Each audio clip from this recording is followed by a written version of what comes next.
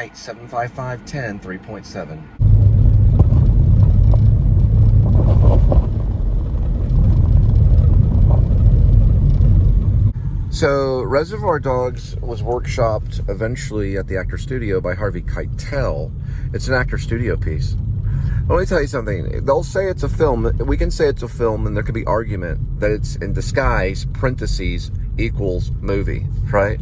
Because like Quentin Tarantino said the other day, he said, well, Jaws is the greatest movie ever made. Well, hey, Reservoir Dogs is the greatest independent film / movie because it was a success in Hollywood's eyes and got him all of his other films / in disguise movie, right? The only one that I'm sold on 100% as an independent film that's surreal, at least, well, it didn't have to be surreal, but excuse me, that's an independent film and deep undercover, possibly movie, but definitely a film, was Eraserhead. It was an independent film. He worked on it for 5 years with no-name actors and just a budget off a film school called AFI. Who knows who was giving money to it. Sissy Spacek was loosely involved. But Eraserhead was definitely a film. Now, Reservoir Dogs is a film, and when it came out, it was a film. But because of its cult classic aspect, and everybody knows of it, and it's not a disguise, sorry, it goes into a movie category. You know, it's part of the game. Jaws could have easily probably been a film, but it was supposed to be a movie. It was supposed to be like a horror movie about a shark. And it did well. You know, who cares? Psycho could have been a film. But because of the fact that it's incredibly famous, and it did launch out as a film, it became a very scary suspense movie. You know, in black and white. He returned back to black and white as an art choice. These are all sales ploys done by geniuses. But really, to be honest, I have to go back and say Reservoir Dogs, it really is a film, because the thing about Reservoir Dogs that makes it a film, and the reason I walked out of Pulp Fiction, and then I went back and watched Pulp Fiction later, and I got, you know, introduced to this very, very raunchy, crazy, artistic film, more so than Reservoir Dogs, but Reservoir Dogs has like a realistic kind of aspect. Losing my thoughts. Bender was also behind Reservoir Dogs. I guess what I'm trying to say is, at the time, it existed as a film, as an independent film that broke out and created a genius known as Quentin Tarantino. Now we have Lynchian, right? So Lynchian, you have a Tarantinian, right? So it's like a Tarantinoian, I guess it's hard to say, Tarantinian quality, right, of writing and filmmaking. So he created a style. He originated it. So there's an argument that it is still a film, but they'll argue the fact the movie, because of the fact that this cult classic is huge, and it could go the same with Eraserhead or any other famous.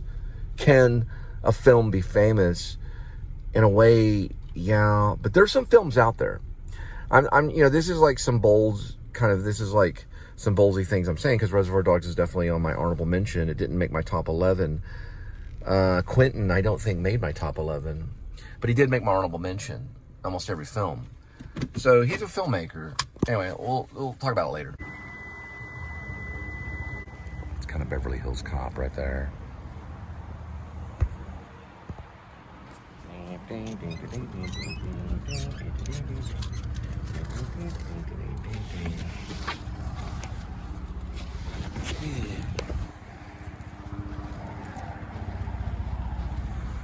This is a cool little area.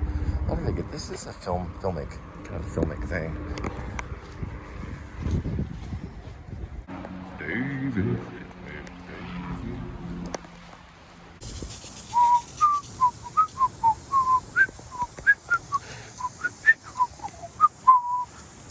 I love this hedge right here. You can't see the mansion, but there's a mansion like right there. Is that not amazing? Full on, it's on Marymount. This is called Marymount. That's fully cool right there. Anyway, and then look how this goes down, like right there. All right, so regardless, as Reservoir Dogs is a film hidden as secretly a movie or whatever, that doesn't really matter in the long run, whether it becomes a film or becomes a movie. If you really have something you want to say about something else, you know, it'll be in the movie. And that's what Quentin Tarantino continued to do after Reservoir Dogs, and then getting over the crucial aspect of Pulp Fiction and winning an important role, or, you know, the screenwriter award, which is probably what he was going for. Shock value alone, and creativity, and the editing too. The editing is brilliant, and Pulp Fiction, that got him the award. And then from there, he was able to really speak his mind and become a mouthpiece and become what's known as a writer, and using film or cinema or whatever you want to call it as a mouthpiece to speak about certain things. You know, each film has worthiness, and, you know, either it's talking about exploitation, racism, poverty, you know, whatever he's talking about in all these movies. Inglourious Bastards, anti-Semitism is there. So he has all these messages that are connected to all these different... Hateful Eight, you know, to me, I'm going to say something about Hateful Eight, because he's been talking about it a lot on YouTube, or it's been released. Probably like 4 or 5 important interviews about Hateful Eight. I didn't listen to any of them. But Hateful Eight is the one that has a score, and it's the one that has, for me, kind of a hint of Roman Polanski. I know it sounds crazy, but, you know, you watch Rosemary Baby, and you watch these films that have like this eerie, dark, almost satanic, I know it sounds crazy, but like this very dark, eerie message. And it's in a lot of his movies, if not all of them, but especially Hateful Eight, which later, once upon a time in Hollywood, Roman Polanski makes an appearance because he was writing about the Sharon Tate tragedy. And of course, Charlie Manson and all that stuff, but you get a hint of that in Hateful Eight. I mean, very mean what they do to Jennifer Jason Leigh's character, and I haven't studied it as much as all the film. Oh, look at this thing right here. It's like a borderline Stingray or something. It's a Corvette, I think. I guess Corvette. But it has this like very eerie opening with these horses. It's kind of an existential thing about, regardless of what you say, you know, the freezing cold will kill you. You know, it has that aspect of thing, nature being the big monster in it. You know, the snow coming through the door, and the door having to be rehammered. And also, I secretly think he's a Protestant. You know, he's making some Protestant statements in the church, of course. You know, he's not John Bunyan. He's not John Bunyan, but I don't know. You know, Kurt Russell's in or something, and then like, you know, Samuel L. Jackson has. He also, regardless of all the, you know, the ideas and philosophies, he does make a statement about things that people don't talk about.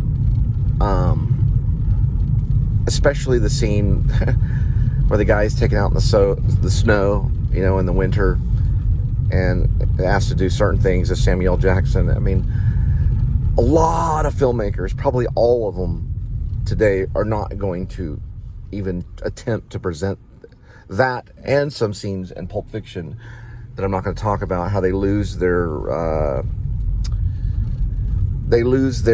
ability to be in Los Angeles or whatever because of certain things that they've done. I think no, that's just because he ripped off a guy. The other guy lost his life, and the other dude, the Gimp, lost, you know. So what I'm trying to say is that he's talking about things that people are not going to mention. I mean, I don't even think I would mention. So Quentin probably, he either had a therapist, or maybe, oh, look, they're doing a thing about movies right here. Movie pictures right there. Yeah. I don't think the shock value is so incredible and so high that, and this is like the same thing that Alfred Hitchcock went through making Psycho. You know, there's a lot, the church was probably against Psycho. He was talking about Ed Gaines, really, or whatever his name is, the serial killer. So there's a lot of things, there's connections between Alfred Hitchcock and Quentin, although Alfred Hitchcock was Catholic. I think Quentin's Protestant.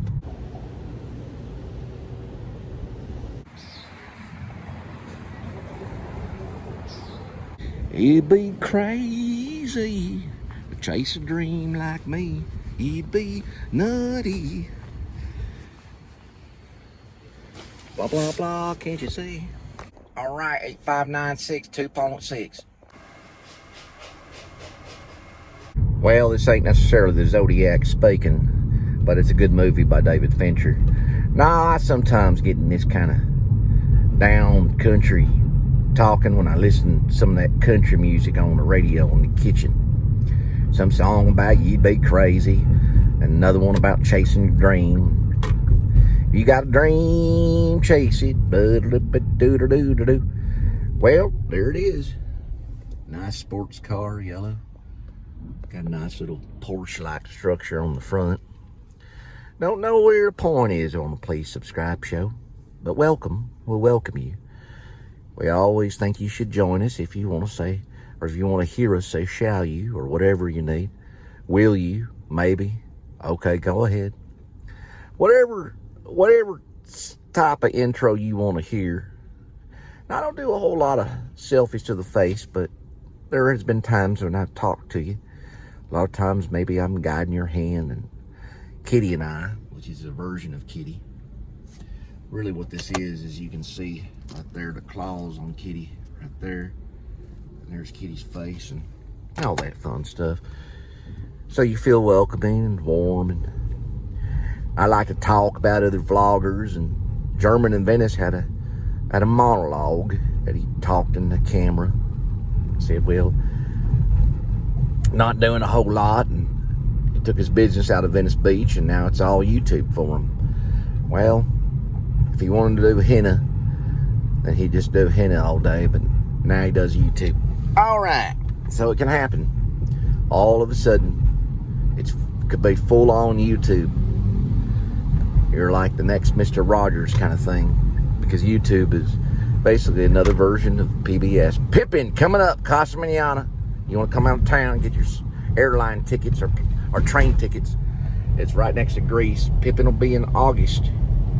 Some people are big fans of musical theater. I'm a little touchy on the subject. But I do like Tuna Christmas. Now, you got to listen to the air conditioning. Yeah, when I was younger, I'd say about maybe 20. Maybe coming off 19 or 20. I had a personal monologue just for casting for people like Richard Linklater or whoever might hear me do a version of Tuna Christmas, just the monologue. But whenever I saw Richard Linklater, I laid him down some Sam Shepard he'd never forget. And he did not cast me in the Newton Boys. But you're listening to me now. Now, all this is true stories, and I ain't lying. I did audition for Richard Linklater's People. I don't know if he was there. There was a table, a couple people sitting back there. It was probably Linklater. I just didn't recognize him. No one knew what he looked like back then because, well, he hadn't done Boyhood yet. But he was getting ready to do a movie called Dazed and Confused. But he had auditioned for Newton Boys. My mom flew me out there, and I did a little Sam Shepard for him. Thing from Public Buried Child.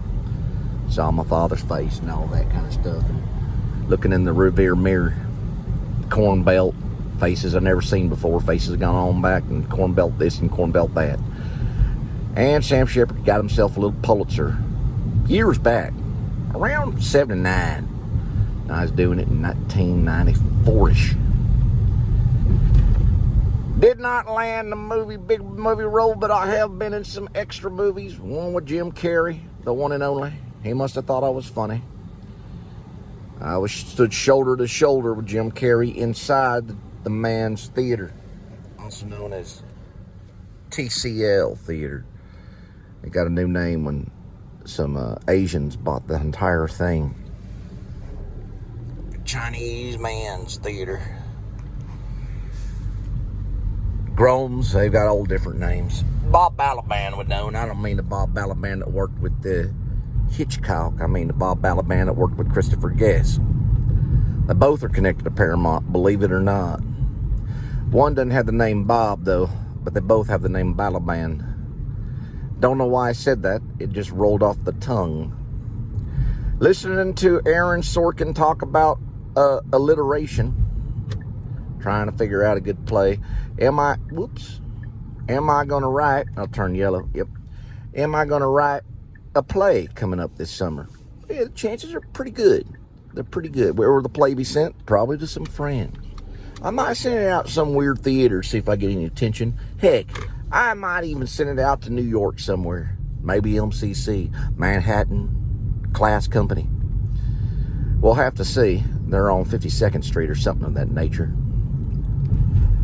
I don't know where the play will go, but it's about Linda and I living in the house, or Linda and I living in Townhouse West, which was once Park Vista and then once Little Plaza Townhomes. Now Townhouse West. I would take a double check on that one, but not too bad. They just need, well, they're gonna have to do some upkeep, probably on certain areas by the garden. There were squatters living there when we moved in, but not in the whole place. So this is post-COVID, around the COVID time, 2021. Been here for a while. Recently moved. Getting introduced to new areas and excitement. I'm passing under Forest Park, or really just passing Forest Park. All right. Just a little introducing to this accent. The character doesn't have any name. He just talks this way every once in a while. Well, we're back on that mysterious road. Last time we came out here to drop off the pizza, a kitty cat was hanging out right back there. Or possibly it was a witch under disguise. Only God knows.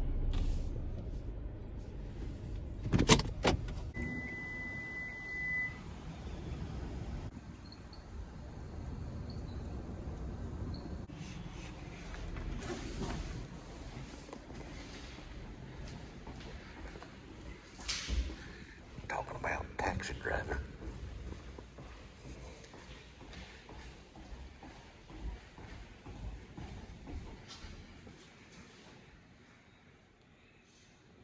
Very eerie.